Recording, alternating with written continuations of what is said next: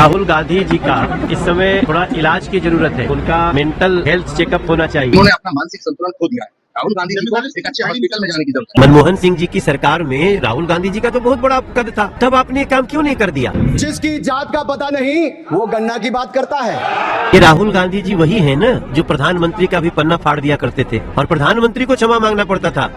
क्या राहुल गांधी का मानसिक संतुलन बिगड़ गया है? क्या राहुल गांधी को इलाज की जरूरत है? ये सवाल हम इसलिए पूछ रहे हैं क्योंकि जिस तरीके से हाल ही में राहुल गांधी ने एक बार फिर से जाति जनगणना का मुद्दा उठाया है और उस पर बीजेपी के सांसद मनोज तिवारी से लेकर कांग्रेस पार्टी के पूर्व नेता आचार्य प्रमोद कृष्णम ने पलटवार किया है और ये कहा है कि राहुल गांधी का मानसिक संतुलन बिगड़ गया है। जी हां, ये बड़ा बयान जो है वो कांग्रेस पार्टी के नेता के इस जाति जनगणना के मुद्दे पर बीजेपी के सांसद मनोज तिवारी ने दिया है। मनोज तिवारी ने राहुल गांधी पर पलटवार किया और कहा कि राहुल गांधी को इलाज की जरूरत है, उनका मेंटल हेल्थ चेकअप होना चाहिए। यानी राहुल गांधी एक बार फिर से अगर जाति जनगणना का मुद्दा उठा रहे हैं, प्रधानमंत्री को चुनौती दे रहे हैं, तो उनका ये मेंटल केस है, ये साफ तौर पर मनोज तिवारी की ओर से कहा गया है। बीजेपी सांसद ने यह भी कहा कि जब कोई राहुल गांधी की जाति उनसे पूछता है तो वो भड़क जाते हैं और दूसरों की जात पूछ रहे हैं। मनोज तिवारी ने कहा कि राहुल गांधी को सत्ता में रहने की आदत थी और सत्ता से बाहर आने पर मछली की तरह वो तड़प रहे हैं। क्या कुछ मनोज तिवारी ने कहा और किस तरीके से राहुल गांधी के इस जाति जनगणना के मुद्दे पर मनोज तिवारी ने पलटवार किया है, जरा सुनिए। राहुल गांधी जी का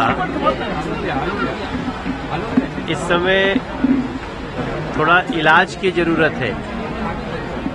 उनका मेंटल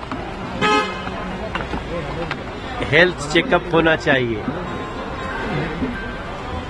सबसे जो चिंता की बात है कि आप दुनिया भर का जात जानना चाहते हैं और अपना जाति नहीं बताना चाहते हैं, ऐसा क्यों? वो कहते, उनसे जब पूछा गया कि आपकी जाति क्या है तो उन्होंने कहा कि इन्होंने मुझे गाली दिया। अगर राहुल गांधी जी से जात पूछा जाए तो उनको लगता है कि गाली दिया गया है, तो फिर दूसरे की जात पूछते हैं तो वो भी तो गाली हुई। तो वो सबको गाली देना चाहते हैं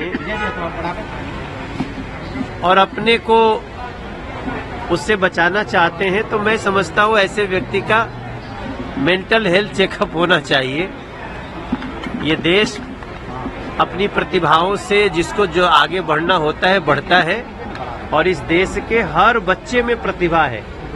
जरूरत है समय पे उस प्रतिभा को तराशने की, लेकिन पता नहीं, चूंकि इन लोगों को इतना दिन से सत्ता में रहने का आदत हो गया था राहुल जी को कि सत्ता से निकलने के बाद वैसे ही तड़प रहे हैं जैसे मछली को पानी से निकाल दो। ये राहुल गांधी जी वही है ना जो प्रधानमंत्री का भी पन्ना फाड़ दिया करते थे और प्रधानमंत्री को क्षमा मांगना पड़ता था। मनमोहन सिंह जी की सरकार में राहुल गांधी जी का तो बहुत बड़ा कद था, तब आपने ये काम क्यों नहीं कर दिया?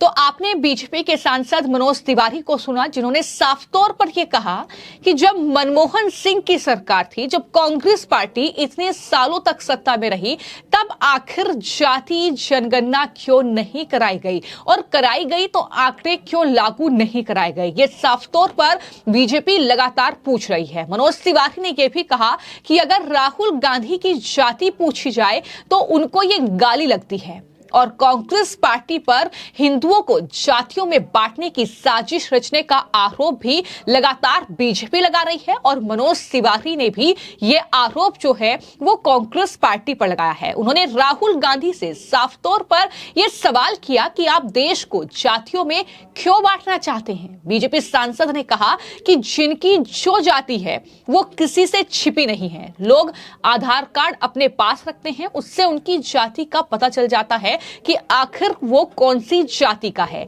SC ST है या ओबीसी है, उनको आरक्षण मिल रहा है। ये साफ तौर पर बीजेपी के जो सांसद हैं दिल्ली से मनोज तिवारी, उन्होंने दरअसल राहुल गांधी को जवाब दिया है।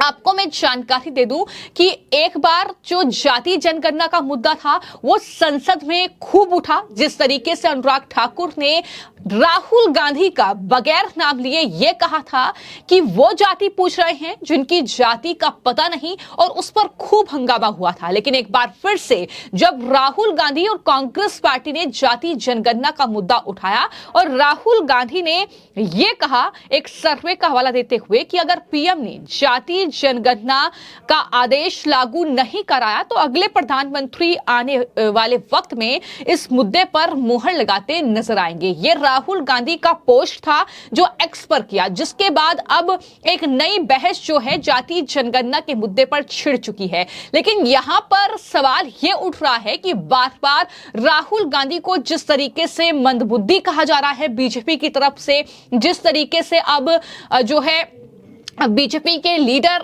मनोज तिवारी ने यह कहा है कि उनका मेंटल हेल्थ चेकअप होना चाहिए, राहुल गांधी को इलाज की जरूरत है। और न सिर्फ बीजेपी बल्कि आचार्य प्रमोद कृष्णम जो कि कांग्रेस के ही पूर्व लीडर रहे हैं और राहुल गांधी उनके परिवार के करीबी नेताओं में वो गिने जाते रहे हैं, लेकिन उन्होंने भी हाल ही में ये कहा कि राहुल गांधी जिस तरीके के बयान दे रहे हैं, जिस तरीके की वो बातें कर रहे हैं, वो अपना मानसिक संतुलन खो चुके हैं।